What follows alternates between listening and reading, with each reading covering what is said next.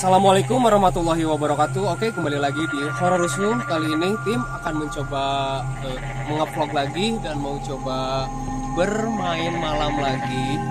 Kali ini tim mau coba membahas tentang film. Sekarang banyak film yang sedang liris di bulan Desember ini, terutama itu film-film horor Indonesia. Oke, kali ini tim akan mencoba nge-review sambil ngebuktiin ya. Ini tim akan mencoba nge-review film yang sedang tayang di bioskop tanggal 1 kemarin ya, yaitu Corin. Untuk lebih jelasnya lagi kita lihat dulu trailernya.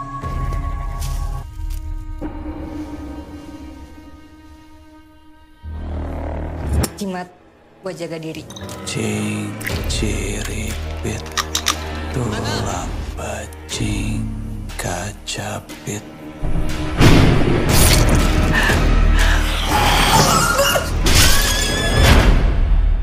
Mempelajari ilmu spiritual tingkat tinggi adalah cara kita melepaskan nalar duniawi untuk menjadi pribadi yang lebih baik. Kita akan memanggil dan bertemu dengan Corin kalian. Dina mau teka jati atma mawa dina buanan hiji pikeun raga tunggal.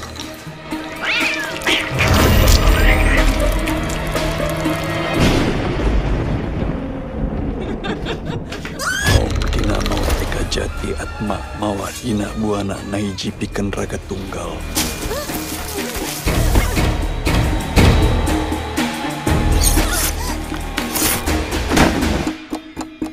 Ra, kita harus berani lawannya.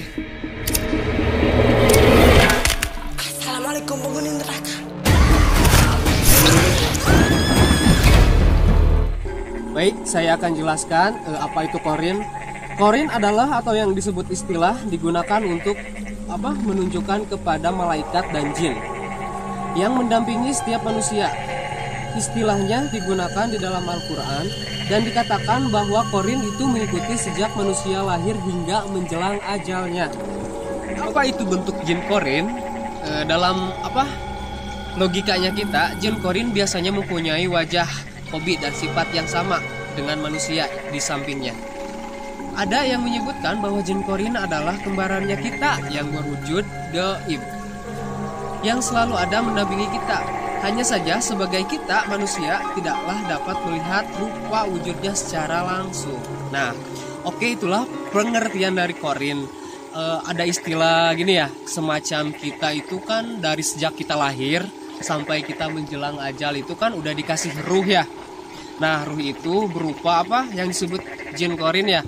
Jin Corin itu adalah kembaran kita, sifat kita, karakter kita ya. Cuman kita sendiri yang tidak tahu gitu ya, tidak istilahnya tidak memahami bahwa adanya jin Corin di samping kita.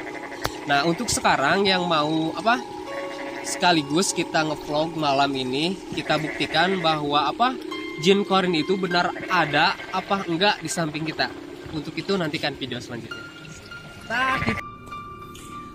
Jin Corin atau yang disebut sosok pendamping manusia itu adalah yang ditugasi untuk mendampingi setiap manusia dengan tugas yang menggoda atau menyesatkan manusia.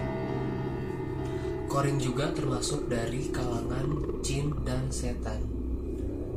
Syekh Ibnu Utsman ditanya, apa itu Corin? Beliau menjawab, Corin adalah setan yang ditugasi untuk menyesatkan umat manusia dengan izin Allah. Dia bertugas memerintahkan kemungkaran dan mencegah yang ma'ruf. Sebagaimana Allah berfirman dalam Al-Quran, yaitu surat Al-Baqarah ayat 268. Akan tetapi jika Allah memberikan karunia kepada hambanya berupa hati yang baik, jujur, selalu tunduk kepada Allah, lebih menginginkan akhirat dan tidak mementingkan dunia, maka Allah akan menolongnya agar tidak terpengaruh gangguan jin. Oke, dalam logikanya gini ya, manusia itu berdampingan di dalam dua alam, yaitu alam dunia dan alam alam gaib ya. Oke, yang disebut alam gaib itu alam yang tak kasat mata, alam yang tidak bisa ditembus pandang manusia secara normal. Imam An-Nawawi mengatakan dalam hadis ini terdapat peringatan keras terhadap godaan jin korin dan bisikannya. Nabi Shallallahu Alaihi Wasallam memberitahu bahwa dia bersama kita, agar kita selalu waspada sebisa mungkin. Oke, kita dalam menjelaskan berdasarkan peneguran terhadap berbagai dalil dari Al-Quran dan surah dapat disimpulkan bahwa yang tidak ada tugas bagi jin korin selain menyesatkan, mengganggu, dan membisikkan was-was. Godaan jin korin ini semakin melemah sebanding dengan kekuatan iman pada diri seseorang. Ya, untuk mengenal lebih jelasnya lagi, kita akan secara umum ya untuk mengetahui apa jin korin itu dalam Al-Quran tadi sudah dijelaskan, dan sudah ada turun-temurun ya dari sejak adanya Al-Quran.